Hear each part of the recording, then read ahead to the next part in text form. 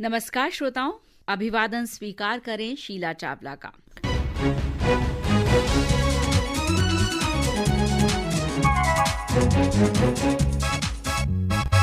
श्रोताओं, भारत विश्व का सबसे युवा देश माना जाता है क्योंकि यहाँ युवाओं की संख्या पूरे संसार में सबसे ज्यादा है और हमारे देश के युवाओं में से एक बहुत बड़ा वर्ग रोजगार के लिए सरकारी नौकरी का चयन करता है। हमारे प्रदेश राजस्थान में इस क्षेत्र में राजस्थान कर्मचारी चयन बोर्ड बखूबी अपनी सेवाएं दे रहा है और आज हम इसी बोर्ड के अध्यक्ष major general Alok Raj sir से चर्चा करने जा रहे हैं। सर, आपका आकाशवाणी के स्टूडियो में बहुत बहुत स्वागत है। नमस्कार शीला जी, और आपके सभी श्रोताओं को मेरा बहुत नमस्कार और जय हिंद। श्रोताओं, आज की चर्चा शुरू करने से पहले आपको बता दें कि मेजर जनरल आलोक राज भारतीय सेना से सेवानिवृत्त हैं और देश की रक्षा के लिए अपना अभूतपूर्व योगदान देने की वजह से आपको परम विशिष्ट सेवा मेडल और अति विशिष्ट सेवा मेडल से नवाजा गया। आपने एनसीसी महाराष्ट्र के एडीजी के रूप में भी अपनी महत्वपूर्ण सेवाएं दी हैं। राजस्थान कर्मचारी चयन बोर्ड के अध्यक्ष की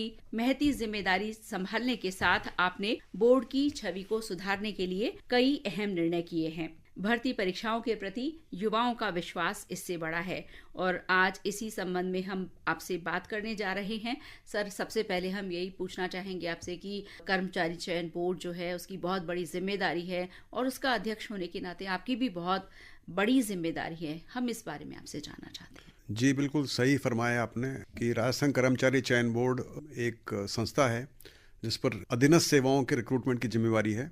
विश्व में ही बेरोजगारी की समस्या है, तो इससे भारत या राजस्थान अछूता नहीं है जी। और यहाँ पर भी बहुत युवक हैं, युवतियाँ हैं जिनकी आकांक्षा है कि वो भी सरकारी नौकरी में जाएं और सरकार का भी यही प्रयत्न है जितना हो सके बेरोजगार युवक युवतियों को नौकरी दी जाए। और उसका एक जो जिम्मेवारी का बहुत बड़ा हिस्सा कर्मचारी चयन बोर्ड के हिस्से में आता है। तो सरकार जो भी अधीनस्थ सेवाओं के अंदर रिक्रूटमेंट करना चाहती है उसकी जिम्मेवारी हमारे ऊपर होती है और एज ए बोर्ड चेयरमैन मेरी जिम्मेवारी होती है कि मैं बोर्ड को दिए गए सभी नौकरियों की जो जिम्मा होता है उसको पूरी तरह निभाऊं और इसके लिए सरकारी विभागों से, राज्य सरकार के विभागों से मिली हुई रिक्विजिशंस उनको नोटिफाई करना और उन नोटिफिकेशन के आधार पर फिर फॉर्म भरवाना उम्मीदवारों से। फॉर्म भरने के बाद साथ में उनके पेपर तैयार कराना और फिर दी हुई तारीख पर परीक्षाओं को कराना और परीक्षाओं कराने के बाद में उसकी ओएमआर शीट्स को स्कैनिंग कराना, रिजल्ट को प्रोसेस करना, उसके बाद उसकी डॉक्यूमेंट वेरिफिकेशन के लिए विभागों से रिक्वेस्ट करना और डॉक्यूमेंट वेरिफिकेशन के बाद में उनका रिजल्ट निकालना और साथ में जुड़े हुए बहुत सारे कार्य हैं जिसके अंदर विधि सम्मत कार्य होते हैं, लिटिगेशन सम्मत कार्य होते हैं या दूसरे जो कार्य होते हैं सब करना। और इस पूरे प्रोसेस के अंदर काफ़ी लंबा प्रोसेस होता है। किसी भर्ती को नोटिफाई करने के बाद में लगभग 1 साल लग जाता है। तो इस पूरे कार्य के दौरान जो भी लोगों की परेशानियां होती हैं, योग्यताओं की परेशानियां होती हैं, उनको संभालना, देखना, उनको ठीक करना और इंश्योर करना, ये पूरी प्रोसेस बहुत ट्रांसपेरेंट तरीके से हो ताकि कोई भी अयोग्य व्यक्ति सेलेक्ट ना हो और सिर्फ वही व्यक्ति सिलेक्ट हो पाए जो कि योग्य हैं और जो मेरिट में है। सर, अभी पिछले महीने ही बोर्ड की तरफ से रिक्तियों का और भर्तियों का कैलेंडर जारी किया गया है। तो पहली बार ये इतना सुव्यवस्थित तरीके से होने जा रहा है, इसके बारे में आप क्या कहना चाहेंगे? ये एक बहुत अच्छा निर्णय था और सरकार का अच्छा कदम था। हालांकि हम उससे पहले 2025 के अंदर भी एक कैलेंडर जारी कर चुके हैं। राजस्थान कर्मचारी चयन बोर्ड ने मार्च के महीने में 2025 में कैलेंडर जारी किया था जिसमें हमने लगभग जुलाई और अगस्त 2026 तक की परीक्षाओं का विवरण दिया था और उसी के अगले कड़ी के अंदर राज्य सरकार ने आरपीएससी, आरएसएसबी यानी कि कर्मचारी चयन बोर्ड और दूसरे विभागों की भर्तियों का ऐलान किया था जो बताता है कि किस प्रकार से राज्य सरकार प्रयास कर रही है कि एक नियत तिथि पर परीक्षा कराई जाए। और हमारा प्रयास है कि इस कैलेंडर को अपना बेस बनाते हुए हम बाकी परीक्षाओं का निर्णय करें। तो मैं आपके माध्यम से आपके श्रोताओं को ये बताना चाहूँगा कि आप जो दी हुई तारीखें हैं, जो दी हुई महीने हैं, उसके हिसाब से आप अपनी तैयारी करें परीक्षाओं की। सर, करीब 1 लाख भर्तियों के लिए कैलेंडर जारी किया है, राज्य सरकार ने जारी किया है। इसमें से 22 परीक्षाएं आपके हिस्से में आई हैं। तो लगभग हम देखें तो 1 साल में जो औसत बैठता है वो 1 महीने में 2 परीक्षाओं के आयोजन का लगभग मोटा बैठता है। बहुत चुनौतीपूर्ण काम है और आपने जैसा बताया कि बहुत बड़ी संख्या में युवा बोर्ड की नौकरियों के लिए आवेदन करते हैं। तो इसकी गोपनीयता, शुचिता बनाए रखने के लिए किस तरह के ठोस कदम उठाए? प्रोसेस है एग्ज़ाम का, वो काफ़ी जटिल प्रोसेस है और इसमें बहुत सारे स्टेप्स होते हैं और हर स्टेप के ऊपर कुछ ना कुछ गोपनीय कार्रवाई की जाती है। तो सबसे गोपनीय कार्रवाई इसमें होती है पेपर बनाना। सिवाय मेरे और किसी को इसके बारे में नॉलेज नहीं होती कि पेपर कौन बना रहा है और कहाँ बना रहा है। और इसके अलावा जो प्रिंटिंग होती है, प्रिंटिंग का भी एक महत्वपूर्ण स्टेप है, वो भी बहुत गोपनीय होता है कि कहाँ पर प्रिंट हो रहा है पेपर और कितने लोग प्रिंट कर रहे हैं। मैं हमेशा हर परीक्षा के लिए कई सारे सेट बनवाता हूँ पेपर के। उन कई सारे सेट में से कुछ सेट में प्रिंट करवाता हूँ और प्रिंट में अलग अलग जगह करवाता हूँ। एक ही परीक्षा में जगह जगह से प्रिंट होकर पेपर आएगा और वो प्रिंट होकर फिर जो ट्रेजरी में आएगा, उसके बाद में कौन सा वाला प्रिंटेड पेपर उस दिन चलेगा, वो निर्णय परीक्षा के कुछ 2-1 घंटे पहले ही होता है और उसके बाद में फिर वो पेपर जो सिलेक्ट होता है वो फिर परीक्षा केंद्रों पर पहुंचता है। ये सब जो स्टेप है ये इसलिए लिया गया ताकि जो पेपर लीक माफिया है वो उसको पता नहीं पड़ सके कि कहाँ पर पेपर बन रहा है, कौन बना रहा है, कहाँ पर प्रिंट हो रहा है, कितने पेपर बन रहे हैं। और उनको यदि पेपर लीक करना हो, सभी पेपर का पता करना पड़ेगा, सभी को उनको लीक करना पड़ेगा, जो कि आसान नहीं है। इसके अलावा हमने इंश्योर किया है कि पेपर लीक माफिया को डिफीट करने के लिए जो हमारे टाइमिंग्स हैं और जो हमारे प्रोसेसेस हैं पेपर को ट्रेजरी से लेकर जाने के और परीक्षा केंद्र तक ले जाने के, उसमें काफ़ी बदलाव किया है। साथ ही में जो परीक्षा की जो पेपर की जो पैकिंग होती है वो कई स्तरीय होती है, 7 से 9 स्तरीय पैकिंग होती है। Multiple locks, multiple systems, multiple checks, सारा मूवमेंट गाड़ियों का जीपीएस से चेक होता है, सारा जो अंदर काम होता है वो सीसीटीवी वीडियोग्राफी से होता है। इसके अलावा हमने परीक्षा केंद्रों पर अभी पिछले करीबन 1 साल से हमने CCTV, videography, biometrics, face scan, ये सारी हमने कार्रवाई शुरू कर दी है, जिससे डमी कैंडिडेट्स को पकड़ना बड़ा आसान हो गया है। अभी हमारे पास लगभग 40 लाख कैंडिडेट्स का डेटा उपलब्ध है। अब जब भी कोई बच्चा परीक्षा देने आता है हमारे को पता पड़ जाता है कि उस बच्चे का सही करेक्ट नाम क्या है। अभी लगभग 30 लाख इनमें से बच्चों का हमने आधार कार्ड से लिंक कर दिया है, यानी KYC हो गया है। तो अभी हर बच्चे का जो उसका फिंगरप्रिंट्स, उसका फेस का डिटेल्स हमारे पास ऑलरेडी है। तो अभी जो डमी का जो एक कहानी होती थी, डमी वाली जो प्रॉब्लम होती थी, वो एक हिस्ट्री बन चुकी है। पिछले 2 साल में जो हमने जो परीक्षाएं कराई हैं, हमारे को सिर्फ 1 या 2 प्रकरण ऐसे हैं जो कि डमी वाले निकले, बाकी कोई भी नहीं था। पेपर लीक की कोई समस्या नहीं हुई। नकल करने की समस्या पर काफ़ी हद तक अंकुश लग चुका है, क्योंकि हमने जगह जगह पर खासकर जो सेंटर्स होते हैं जो कि बहुत ज़्यादा रेपुटेशन सही नहीं होती, वहाँ पर हमेशा CCTV का निगरानी होती है। हम AI का इस्तेमाल कर रहे हैं। पेपर्स की क्वालिटी के अंदर में काफ़ी इंप्रूवमेंट हुआ है। हालांकि अभी भी इसमें एक चैलेंज हमारे पास है, वो क्वेश्चन डिलीट हो जाते हैं, जो कि कॉन्ट्रोवर्शियल क्वेश्चन होते हैं वो डिलीट होते हैं। वो पूरी तरह सॉल्व नहीं हो पाया, लेकिन काफ़ी हद तक उस पर भी हमने अंकुश लगाया है। इसके अलावा जो एक बहुत बड़ी चैलेंज होती थी वो होती थी हमेशा कैंडिडेट्स जो कि अयोग्य हैं मगर योग्य के तौर पर वो प्रयास कर रहे हैं ज्वाइन करने का, फर्जी डिग्रियों से, फर्जी फिजिकली हैंडीकैप्ड सर्टिफिकेट से या फर्जी स्पोर्ट्समैन सर्टिफिकेट से, उन सब पर हमने बहुत बड़ा अंकुश लगाया है। हम हर कैंडिडेट की जो कि ज्वाइन करता है, जिसको DV के लिए आता है डॉक्यूमेंट वेरिफिकेशन के लिए, उसका अलग से दोबारा फेस स्कैन, बायोमेट्रिक्स होता है, उसका हैंडराइटिंग सैंपल दोबारा लिया जाता है। उन सब बच्चों के जो कि PH कैटेगरी के होते हैं उनको सबकी दोबारा मेडिकल जांच होती है, ज़्यादातर SMS में होती है।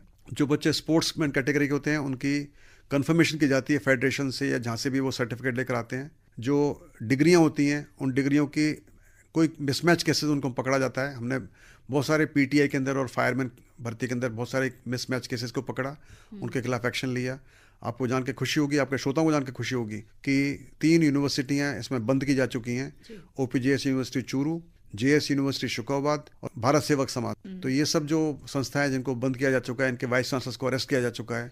इसमें हमारी SOG ने बहुत ही महत्वपूर्ण रोल निभाया और इन सबको पकड़ा। तो इन सब से एक बहुत बड़ी लगाम लगी है फर्जी डिग्रियों के इस्तेमाल पर। एक अक्सर शिकायत होती है बच्चों की कि परसेंटेज बहुत हाई जाती है, cut off is very high, ऐसी आमतौर पर लोग शिकायत करते हैं और इसको कई लोग जोड़ते हैं कि कट ऑफ हाई जा रही है, इसका मतलब OMR शीट बदली जा रही है या पेपर लीक किया जा रहा है।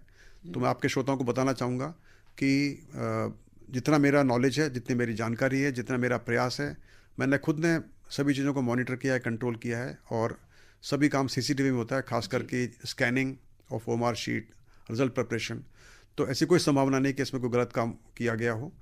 और उसके बावजूद भी यदि किसी को लगता है कि हम गलत काम कर रहे हैं, ऑर्गेनाइजेशन खुला हुआ है फॉर एनी जांच, किसी भी इन्वेस्टिगेशन के लिए हम लोग वी आर ऑलवेज ओपन। जो 5-6 मुख्य कारण जिनकी वजह से जो कट ऑफ है वो परीक्षा भर्तियों की हाई जाती है कि परीक्षाओं के अंदर बहुत से बच्चों का बैठना। पहले किसी ज़माने में कम लोग फॉर्म भरा करते थे, अभी आप देखिए चतुर्थ श्रेणी परीक्षा हुई है, उसमें 54,000 पद के लिए 21 लाख से ज़्यादा बच्चे परीक्षा में बैठे। दूसरी बात, उपस्थिति बहुत बढ़ गई है। पहले चूंकि कोई पेनल्टी नहीं थी, पहले बच्चे थोड़े जिम्मेवारी कम लेते थे, अब कैंडिडेट्स बहुत जिम्मेवार बन गए हैं। युवा अपनी जिम्मेवारी का परिचय दे रहे हैं और वो प्रयास कर रहे हैं कि वो परीक्षा का फॉर्म भरे तो परीक्षा में बैठें। तो बहुत सारी संख्या में बच्चों का परीक्षा में बैठना, बच्चों की तैयारी का स्टैंडर्ड बहुत बढ़ गया है, बहुत अच्छी तैयारी करते हैं। इसके अलावा जो प्रश्न पत्र आते हैं वो भी बहुत ही ज़्यादा ना आसान, ज़्यादा ना कठिन, मीडियम लेवल के आते हैं, जो कि बच्चे आसानी से तैयार कर पाते हैं। और थोड़ा सा आप देखेंगे कि हमने परीक्षाएं कराई हैं, पिछले 2 साल के अंदर हमने लगभग 145 परीक्षाएं कराई हैं। It was a record. और इतनी परीक्षाएं जब आप लगातार कराते हो तो बच्चों को प्रैक्टिस हो जाती है। हर हफ्ते, दूसरे हफ्ते के अंदर आप परीक्षा दे रहे हो तो बच्चे वही होते हैं, वही बच्चे रिपीट करते हैं परीक्षाओं को, तो उनको एक आदत पड़ जाती है एग्जाम देने की, तो अच्छी तैयारी होती है।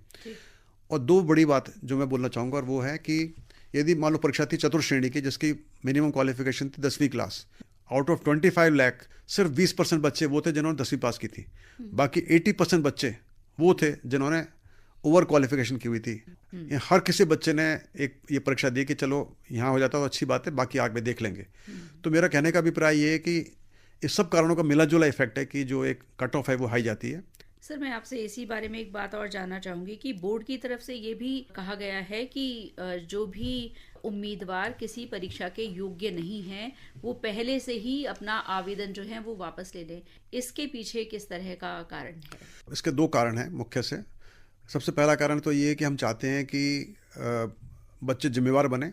यदि वो जानते हैं कि वो किसी परीक्षा के लिए योग्य नहीं है तो बेहतर होगा कि वो परीक्षा के लिए फॉर्म ना भरें। और दूसरी बात ये है कि यदि वो जाने अनजाने फॉर्म भर देते हैं और परीक्षा पास भी कर लेते हैं, उसके बाद उनको डीवी के दौरान उनको अयोग्य घोषित कर दिया जाएगा। तो उनका जो सारा टाइम उन्होंने लगाया था, जो कि वो किसी दूसरी परीक्षा में लगा सकते थे, वो उनका व्यय हो जाएगा।